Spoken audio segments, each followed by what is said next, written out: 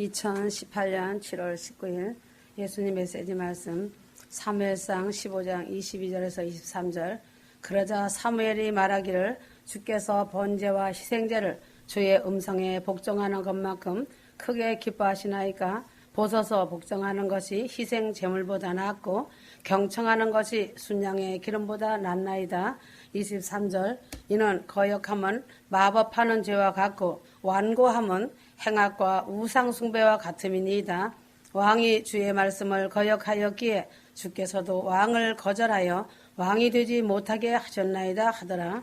위의 말씀은 순종이 제사보다 낫다고 하는 말씀이다. 양을 잡아 제사를 드리는 것보다 하나님의 목소리를 듣는 것을 하나님께서 좋아하신다는 것이다. 성도들이 순종을 쉽게 생각하여 순종이 다른 거야. 뭐 이 정도로 이해하고 말씀에 순종해야지 그 정도로 생각하고 있었던 말씀이고 신앙 상식에 해당하는 일이다. 위의 말씀은 그런 것이 아니다. 순종하지 않는 것과 거역하는 것이 점치는 죄와 같은가? 점치는 것은 바로 귀신에게 물어보는 것이 아닌가다. 하나님의 말씀에 순종하지 않는 것, 그 목소리를 듣고 깨달아 알면서도 따르지 않는 것은 핑계치 못할 하나님이 아닌 그 무엇에 자신의 행동을 거는 것이 있기 때문이다. 하나님이 아닌 그 무엇이란 바로 거짓 영, 즉 귀신에게 점치는 행동이 되는 것이다. 자신의 삶 속에 여러 가지 길이 있지만 하나님께서 들려주시고 깨닫게 해주시는 그 길을 따라 사는 것이 얼마나 큰 복인지 모르기 때문에 자신의 생각을 따라 순종치 않는 것이다. 그러므로 하나님의 음성을 듣고 순종하지 않는 것보다 완고하고 강팍하여 하나님의 음성을 듣지 않으려고 하는 것은 더 심각한 사신우상에 절하는 죄악이 되는 것이다. 하나님의 음성을 듣는 것은 어떠한 상황에서라도 마음을 완고하게 하지 않고 하나님의 음성에 귀를 기울이는 것, 그것만이 험악한 세상에서 자신이 살 길이 아닌가다. 그러므로 성경에 히스기야 왕을 보면 알 수 있다. 히스기야 왕은 유대 역사상 가장 위대한 대왕 중에 한 사람이다. 이사야 39장 8절. 히스기야가 이사야에게 말하기를 당신이 말씀하신 주의 말씀이 선하시나이다 하고 그가 더 말하기를 이는 나의 생애에는 화평과 진리가 있을 것임이니이다 하더라. 위대한 기도의 사람을 얘기할 때 빠지지 않고 나오는 위대한 기도의 사람 히스기야다. 아수르 왕 사네립이 수십만 대군을 기도로 물리친 기도의 용사 히스기야였다. 히스기야 왕이 죽을 것이니 유언하고 죽음을 맞이하라는 하나님의 명령에 벽을 향하여 기도하여 하나님의 마음을 바꾼 위대한 임금이다. 히스기야 왕에게도 이러한 큰 시험이 있었다. 그러나 히스기야는 완악하였고 강팍하였고 순종치 않는 것을 하나님은 아신 것이다. 그러한 히스기야 입에서 나온 말이라고 믿을 수 없는 말이 나왔다. 이스라엘에 대한 심판과 멸망에 준엄한 경고 앞에 옷을 찢고 회개한 것이 아니라 오히려 말씀을 비웃고 조소하는 듯한 말투였다. 더욱 충격적인 것은 이런 히스기야의 응답이 면벽하여 목숨 걸고 기도하여 하나님의 마음을 바꾼 그 기도의 시간 바로 이후라는 것이다. 히스기야의 말은 완악함이 묻어난다. 강팍함이 넘쳐나왔다. 그러나 어떻게 바뀔 수 있을까? 하나님의 응답의 징표로 해를 10도나 뒤로 물러가게 한 전무후무한 기도 응답을 받은 그가 어떻게 이처럼 쉽게 변할 수 있을까? 이때 히스기야의 모습을 본다면 사울이 잘못된 제사로 사무엘에게 하나님의 경고를 받던 때가 생각이 난 것이다. 순종이 제사보다 낫고 하느님의 말씀을 듣는 것이 수양의 기름보다 나으니이다. 불순종은 점치는 것과 같고 완고한 것은 사신 우상에게 절하는 것과 같다는 사무엘의 경고를 히스기야는 생각하는 것이다. 그러므로 아이러니하게 히스기야가 15년의 생명을 연장받고 난 후 그의 믿음과 이스라엘의 운명은 기울기 시작했다. 하나님의 약속대로 히스기야가 사는 동안 이스라엘은 안전했지만 그 평안의 시대 동안 므낫세라는 최악의 후계자가 자라났던 것이다. 히스기야가 죽고 나서 이스라엘의 만연한 죄악의 우상 숭배가 왕성하였다. 그리고 하나님께서 히스기야에게 경고했던 이스라엘의 멸망이 시작되었다. 왜인가? 이 모든 일의 씨앗이 하나님의 심판의 경고에 겸비하지 않고 회개하지 않고 완악하고 강팍하게 대들었던 히스기야의 불순종의 대답 속에 숨어있던 우상 숭배의 죄악이 이스라엘의 멸망을 자초하는 길이 된 것이다. 히스기야는 그의 생명을 15년 더 연장받은 것보다 하나님의 처음 말씀대로 죽는다고 할 때 회개하고 참회하며 유연한 생을 정리하고 하나님 품으로 돌아가는 것이 히스기야에게 더 좋을 뻔하였다. 이스라엘에게도 좋은 선택이었을 것이다. 그러나 인간은 병이 들고 죽음이 찾아오면 이 세상에서 자신의 생명을 더 연장하여 살고 싶은 생각에 사로잡혀지는 것이 인생이다. 휴거 성도들은 이기적인 기도, 하나님의 뜻에 거스르는 기도는 하지 말아야 한다. 히스기야의 생을 살고자 기도한 것은 들어줄 수밖에 없는 하나님께서 그 경고의 증거로 해를 10도나 물러가게 하셨지만 그 이후에 그 후손으로 더불어 우상죄로 인해 이스라엘이 멸망하는 상황에 이른 것이다. 므낫세의 악함이 어떠했는가다. 그래서 하나님의 뜻에 거스르는 기도는 하지 말아야 한다. 간절한 기도보다 기적적인 응답보다 휴거 성도들은 하나님의 사랑을 더 신뢰하고 은혜에 감사하고 하나님과 교제하며 사랑의 친밀함으로 들어가는 것이 기도이다. 하나님께서 원하시는 일이라면 사랑과 순종으로 죽으면 죽으리라는 삶이 믿음이다. 믿음 안에서 죽은 자란 영적 죽음이다. 그래서 자신의 죄를 느끼지 못하고 자신은 옳다고 착각하고 있는 것이다. 영적 죽음은 자신 생명을 파멸로 몰고 가는 것이다. 자신 속에 어떤 다른 마귀가 이끌고 가고 있음을 알지 못하는 죽은 자이다. 영적으로 살아있는 자는 사무엘이 말한 것처럼 자신 양심이 죄 때문에 괴로워한다. 그러므로 영적 죽음 속에 있는 자는 죽은 시체와 같다.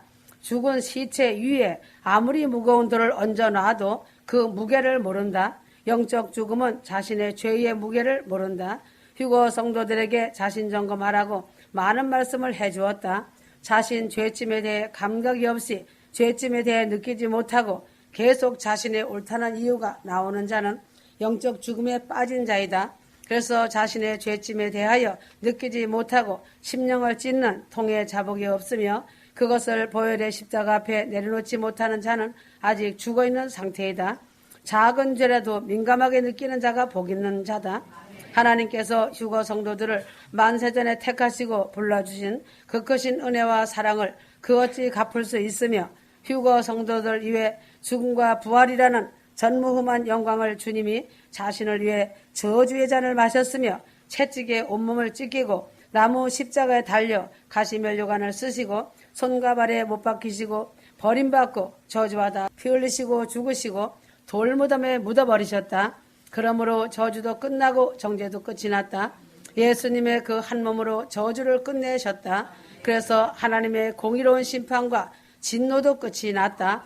원죄와 범죄를 회개하면 기억하지도 아니하신다. 자신의 원죄를 십자가로 끝내주신 것에 감사해야 한다.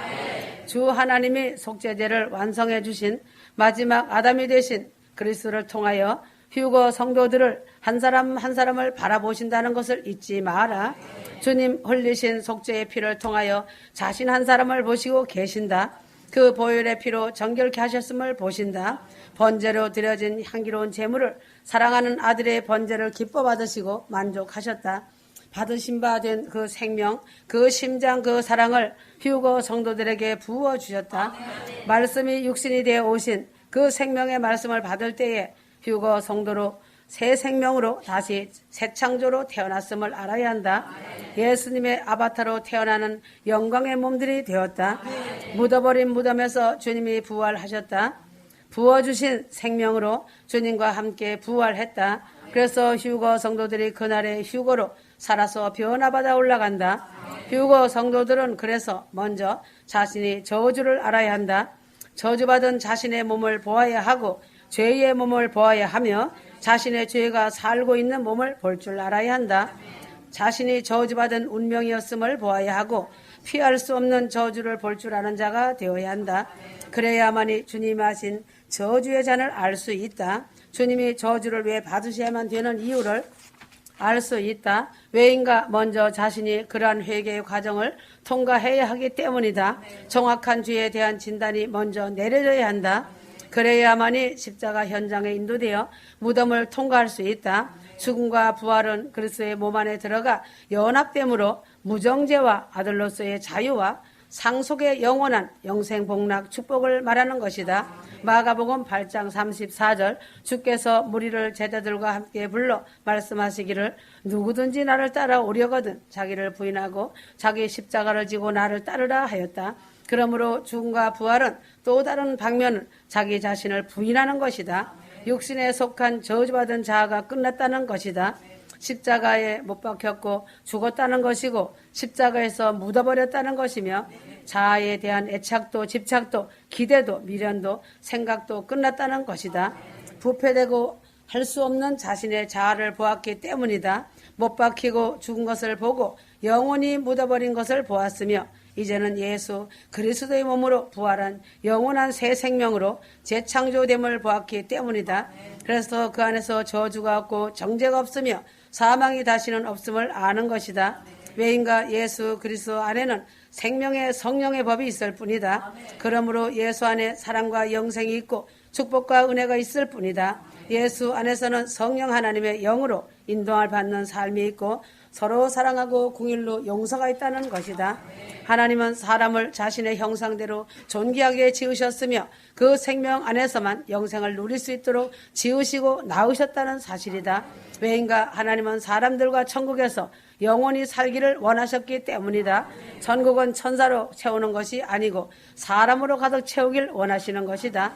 시편 133편 1절에서 3절 보라 형제들이 하나 되어 함께 거하는 것이 얼마나 좋고 얼마나 기쁜가.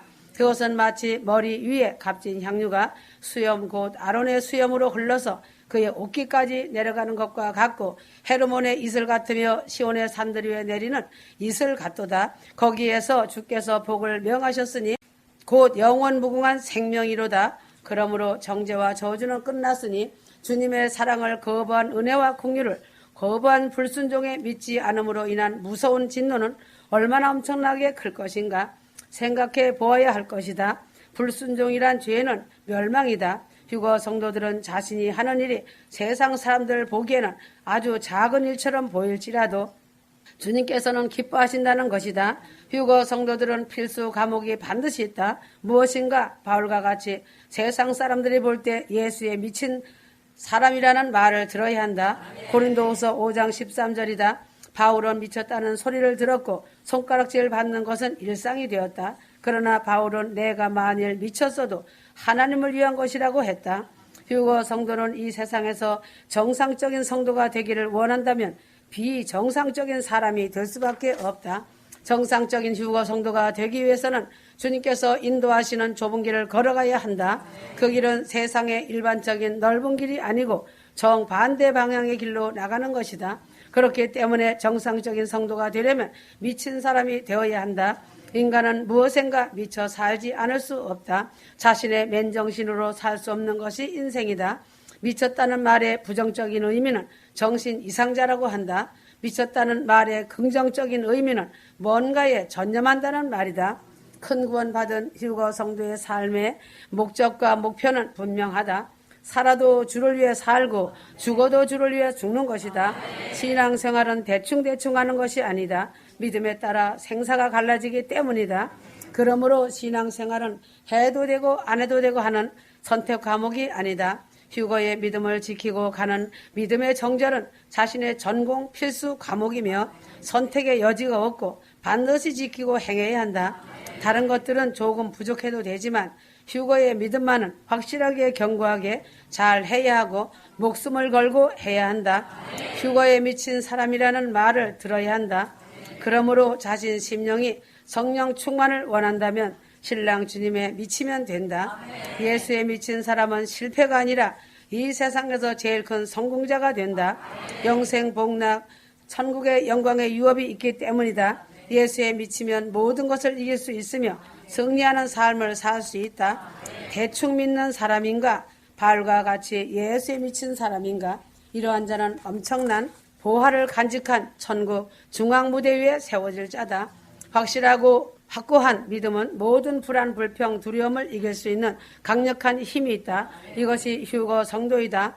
휴거 성도들은 천국이 자신이 천국 안에 있는가? 성경 66권의 신구약의 목적은 천국인을 만들기 위하여 기록되어 있는 것이고 세상에 있는 교회들은 천국인으로 만들어지도록 가르치고 양육하는 곳이다. 예수 그리스도께서 죄에서 구원하여 교회로 끌어들이기까지에 택하시고 죄의 집에서 불러내 주심은 전부가 하나님의 크신 은혜이다.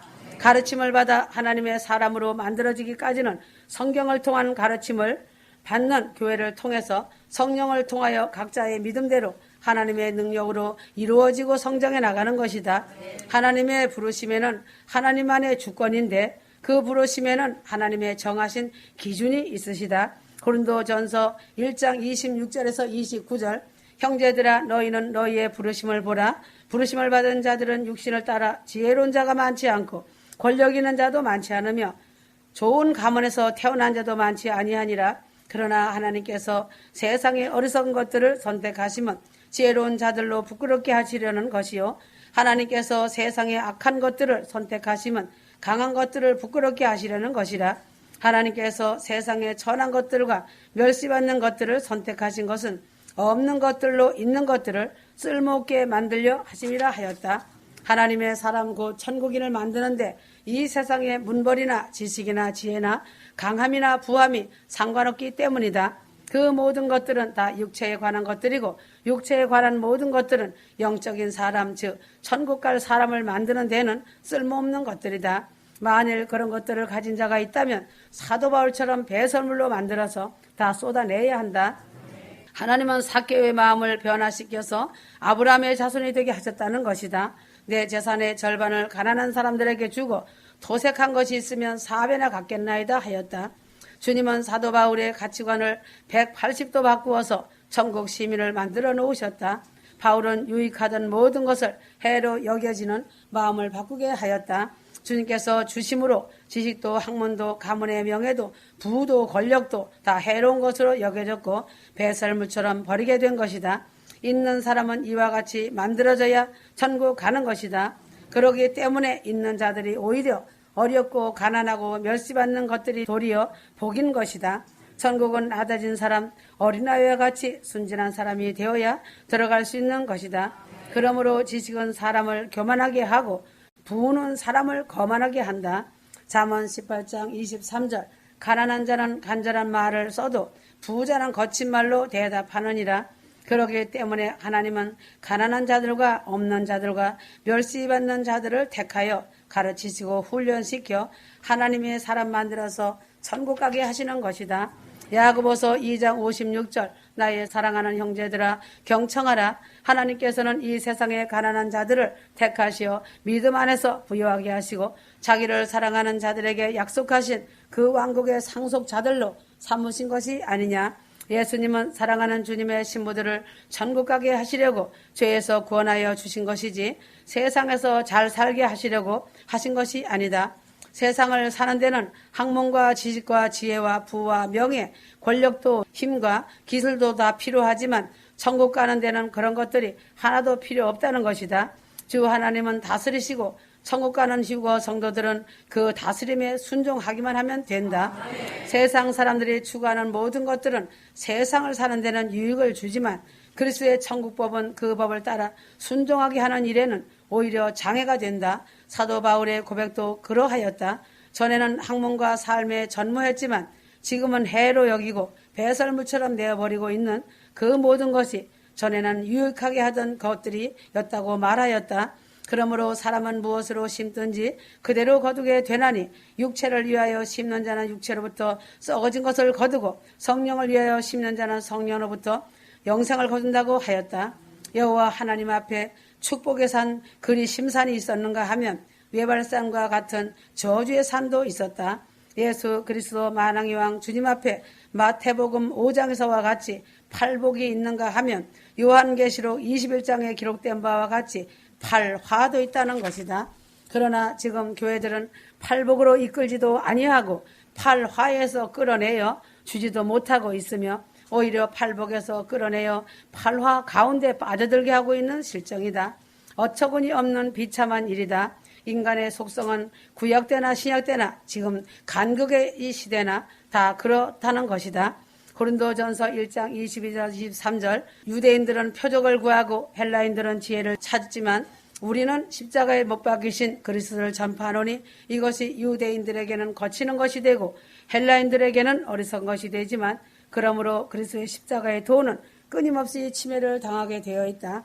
지금도 표적만 나타나면 표적 구하는 이들이 구름대 벌떼 같이 모여든다. 그래서 교회들이 순식간에 덩치가 커지고 그것을 하나님의 역사하시는 증거로 더욱 확고히 자리매김되어진다. 그러나 성경은 그것을 거부하고 있다. 사대교회가 튼튼하고 라오디게아 교회가 부자이고 부요하여 부족한 것이 없었지만 주님은 그것을 아니라고 하셨다. 그래서 헬라인은 지혜를 찾고 이방인은 지식을 구하듯이 지금도 사람들은 지혜와 지식을 최고로 알아주기 때문에 교회 안에서도 지식 있는 자를 앞장 세운다. 석사, 박사, 목사, 연예인 등. 그러나 성경은 그것을 책망하고 있다. 지혜와 지식으로 속은 자들이 재앙이 호련히 덕과 같이 이를 때에 그것들에게 진언하여 보라고 하였고 그것들이 어떻게 너를 구원할지 소리쳐보라고 하셨다. 철학의 헛된 속임수에 넘어가지 말라고 간곡히 당부하신 것이다. 거듭나지 못하여 육신에 머물고 있는 자도 나는 기도하는 사람이라고 하며 내가 누구간데 나를 가르치려 하느냐고 오히려 큰소리치고 듣지 않는다. 그러나 이런 사람의 기도 열매가 거짓 탐욕 교만 등의 더러운 것으로 적나라하게 노출되어 드러난다. 그래서 성령으로 시작하여 결국은 육체로 마치는 불행의 열매이다. 휴거 성도들 가운데서도 이런 자들이 있다. 육체를 위하여 심었기 때문에 육체로부터 썩어진 것을 거두어서 육체를 위한 천국집을 만들고 육체가 살 천국 땅을 만들고 있다. 나는 기도하는 사람이라는 말이 그 시간이 되면 애곡하는 기도가 될 것이다. 기도 많이 하고 있다는 것 때문에 남의 권면을 듣지 않는 자는 자신의 기도에서 혼으로 흐른 그 물샘에서 나오는 쑥을 먹고 그 무정에서 나오는 검은 연기를 마시고 있는 것이다. 남의 권면을 듣지 않는 자는 교만과 거짓과 탐욕과 허망한 것이 자신 안에 자리 잡고 있음을 알아야 한다. 사단의 집을 제거하지 않으면 불행한 자이며 멸망한다.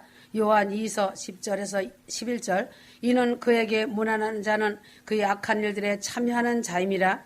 이것이 성경이고 주님의 말씀 곧 주님이시다. 주님의 말씀대로 성경과 예수님의 메시지 말씀대로 하지 아니하는 것은 성경을 무시하는 것이다. 성경을 무시하는 것은 주님을 무시하는 것이며 하나님을 무시하면 주님도 그 자를 무시해 버리신다. 사람의 거짓과 속임은 반드시 때가 되면 드러나게 된다. 인간은 태어나면서부터 죽을 때까지의 삶이 자신 혼자의 삶이 아니다. 부모, 형제, 친척, 이웃들과 동행하면서 자신의 생애를 마칠 때까지 살아간다. 그러나 그렇게 살지 못하는 자들도 있다. 제일 중요한 것은 이 세상에서는 남자가 여자와 만나 결혼하면서 평생의 반려자와 함께 동행을 하며 살아간다. 반려자인 동행자를 잘 만나면 평안하게 살지만 그렇지 못하면 이별이라는 고통을 겪으며 산다. 잠언에 보면 지혜로운 반려자는 집을 세운다고 하였다. 현숙한 여인은 그 값에 진주보다 더하다고 했다. 그래서 사람은 동행하는 삶이다. 창세기 5장 24절 에녹은 하나님과 동행하다가 없어졌더라. 이는 하나님께서 그를 데려가셨습니다. 믿음의 사람들을 보면 하나님께서 그들과 함께 하셨다는 말씀을 기록하였다. 믿음의 선진들은 말할 수 없는 고난과 환난을 당해도 믿음으로 하나님께서 함께 하심을 믿고 담대하게 자신의 환경과 삶을 이기고 승리하였다. 야곱이 가장 외로움을 느낄 때 하나님께서는 친히 찾아오셔서 만나주시고 내가 누운 땅을 너와 내 자손에게 주리라고 약속을 하셨다. 그 말씀은 지금 이 시대를 살아가는 휴거 성도들에게도 동일하게 하시는 말씀이다. 휴거 성도들은 이 세상에서 더욱 외로울 수밖에 없다. 주님을 주인 삼고 주님만을 바라보고 살기에는 참으로 험한 길임에 틀림없다. 야곱에게 하신 약속과 같이 휴거 성도들에게는 예수 그리스도 안에서 새 예루살렘성 유업을 주시겠다고 언약을 하신 것이다. 휴거 성도들은 복 있는 자들이다. 의인은 오직 믿음으로 살리라고 말씀하셨기 때문에 말씀과 기도로 회개하며 깨어있는 신부들이 되어야 한다. 자신을 비워야 한다. 자신 안에 소중히 여기는 우상이 무엇인지 점검하고 내려놓는 것이 사는 길이다. 주님께서 항상 말씀하시길 신부된 교회는 내 믿음이 있으면 행함을 보이라고 요구하고 계신다. 요한복음 14장 16절 또 내가 아버지께 기도하겠고 그분께서 다른 위로자를 너에게 주시리니 그가 너희와 함께 영원히 거하시리라 하였다. 그러므로 휴거 성도들은 외롭지 않다. 주님께서 승천하시고 난 후 제자들이 의지할 곳이 없어 절망감에 빠질 때 그것을 아시고 성령을 선물로 보내주시겠다고 하셨다. 보혜사 성령께서 확신을 주지 않는다면 초대교회 성도들과 사도들이 수많은 핍박을 이기지 못했을 것이다. 지금도 휴거 성도들에게 성령이 역사하지 않는다면 천국복음 공중휴거 믿음을 지키기 어려울 것이다. 그 믿음을 지킬 수 없는 동일한 이 시대를 살고 있다. 성령이 동행해 주지 않으시면 휴거 성도는 견딜 수 없다. 주님은 택하신 자들을 위해 혼자 이길 수 없음을 아시고 신부들 심령 속에 보혜사 성령을 보내주셨다. 그래서 신부들 자신 심령 속에서 감동하시고 음성 주시기 때문에 요동치 않는다. 메시지 말씀의 생수가 생명이 되어 이루고 있다. 아멘.